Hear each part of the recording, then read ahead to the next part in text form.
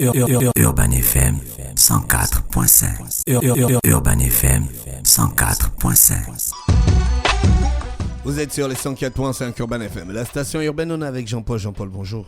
Bonjour, la fraîche. Comment vas-tu ce matin? Ça va, ça va. Alors, on parle de quoi pour l'actualité internationale? On va parler du Sahel, avec une annonce importante faite par les autorités militaires français, à savoir qu'elles ont annoncé avoir neutralisé l'un des chefs locaux de l'État islamique au Grand Sahara, un certain Soumana Boura. Ce dernier était considéré comme étant le chef du groupe des ASEAN qui, le 9 août 2020, avait pris en chasse le véhicule des humanitaires français d'Act et Impact dans la réserve de Kourin. C'était une réserve qui est située à 60 km au sud-est de Niamey, j'en avais même parlé ici. Et donc les 6 volontaires français et ainsi que leurs chauffeurs et leurs guides nigériens qui avaient été exécutés.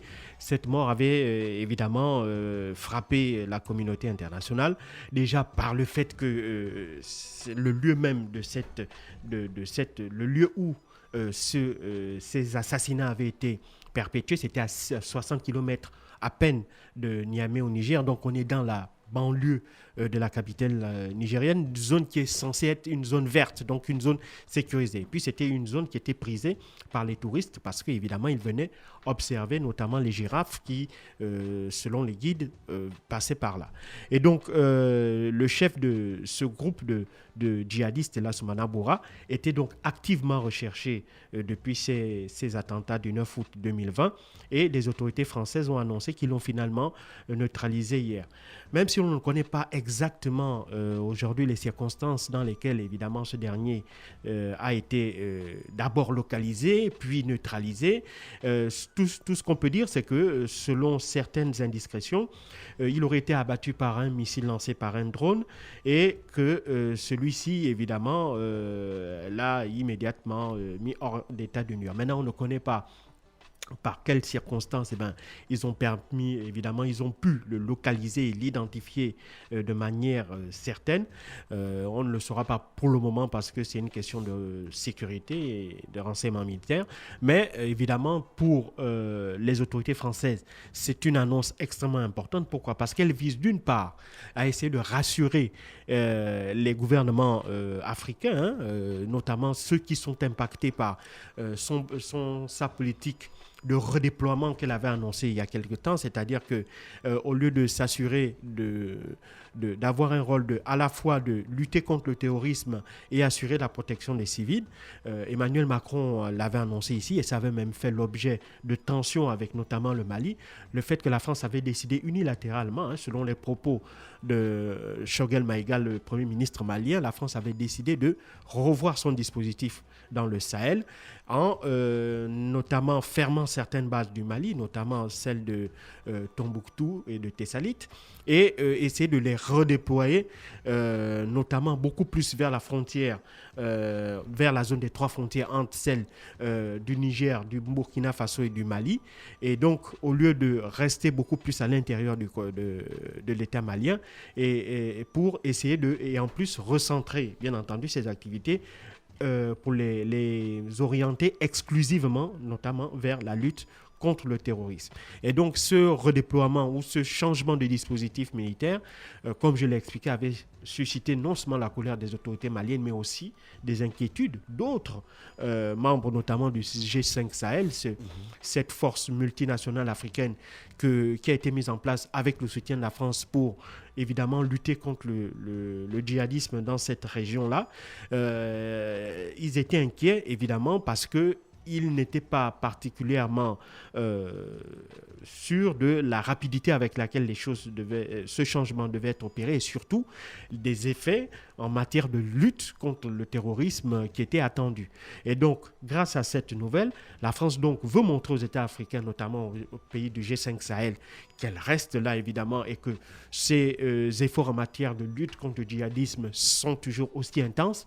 Et la preuve, ils ont réussi à épingler l'un des chefs locaux et l'un des plus recherchés du djihadisme dans cette région-là. Et d'autre part, la France montre aussi à ses partenaires extérieurs, en l'occurrence les États-Unis et les autres pays européens, qu'elle reste formellement engagée dans la région et elle reste évidemment disposés à occuper ce rang-là si tu veux, principale force militaire étrangère dans la région, étant donné le long passé historique que la France entretient avec les pays de la région sahélo-sahélienne. Donc c'est une bonne nouvelle pour le moment, pour les autorités françaises, comme je l'ai dit, parce que ça prouve que, évidemment, ils continuent à œuvrer activement pour lutter contre le djihadisme, mais ça ne veut pas dire que c'est la fin du djihadisme. C'est un des chefs locaux qui a été tué, certes, mais ce n'est pas le groupe État islamique au Grand Sahara qui a été totalement démantelé, puisqu'on le sait, à chaque fois qu'un des chefs ou l'un des chefs d'une katiba, donc d'une unité, est tué, il faut s'attendre, évidemment, maintenant à savoir quel est l'individu, quel est le type d'individu qu'il va lui remplacer. Est-ce qu'on aura quelqu'un de plus modéré et là, on va effectivement assister à un affaiblissement du groupe, ou bien on va voir plutôt arriver quelqu'un de plus extrémiste, de plus motivé, et là évidemment ça peut être l'effet inverse qui va se produire. On peut avoir un redéploiement opérationnel du groupe État islamique avec plus d'attentats, plus de morts et malheureusement plus d'insécurité. C'est exactement ce qui s'était passé par exemple en Irak, lorsque Abu Moussa al-Zarqawi était arrivé à la tête d'État islamique.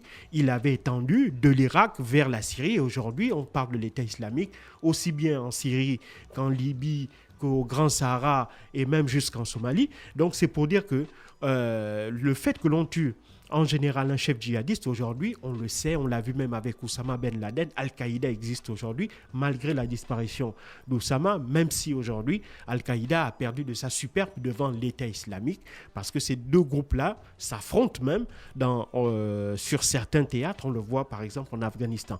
Donc c'est pour dire que évidemment cette perte, la disparition de Soumana Bara montre évidemment que les forces françaises sont bien actives et qu'elles sont opérationnelles dans la région et qu'elles continuent à travailler activement, à rechercher, à traquer ceux qui considèrent comme étant des dangereux terroristes. Mais malheureusement, ça ne peut pas entériner la fin de l'État islamique, parce que pour cela, il faudrait non pas seulement des opérations militaires, mais il faudrait aussi des opérations en matière de politique économique et sociale pour essayer de dissuader les jeunes d'entrer dans ces groupuscules-là islamiques-là. Parce qu'il faut savoir que la pauvreté, la précarité est la principale cause pour laquelle les gens entrent dans ces groupes-là, parce qu'ils n'ont pas de perspective, ils n'ont pas de travail, ils sont en plein chômage, ils n'ont pas l'impression que ils ont un avenir dans cette zone-là, et les groupes islamiques viennent et leur promettent un salaire, ils leur promettent un toit,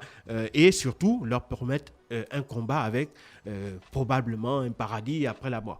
Donc derrière, c'est tout ça qu'il faut prendre en place, dont il faut tenir compte, tout cet environnement économique, social, pour que, évidemment, derrière la lutte militaire, derrière la lutte opérationnelle contre le djihadisme, il y ait aussitôt une lutte contre la précarité, contre la pauvreté, contre l'analphabétisme, contre toutes les formes de violence, toutes les formes d'injustice qui puissent exister. Et malheureusement, c'est là où le bas blesse, parce que derrière, les gouvernements africains, en l'occurrence ceux de ces pays du G5 Sahel, ont des programmes sociaux qui sont quasiment inexistants.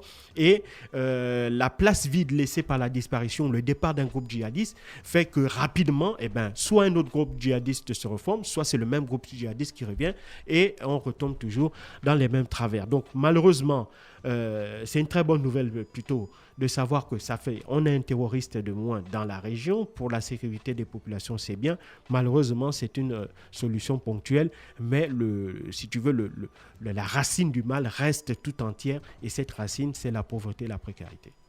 Merci Jean-Paul qui est avec nous ce matin sur les 104.5 Urban FM, la station urbaine dans le Da Fresh Morning. On revenait sur l'actualité internationale. Restez connectés sur les 104.5 Urban FM 104.5.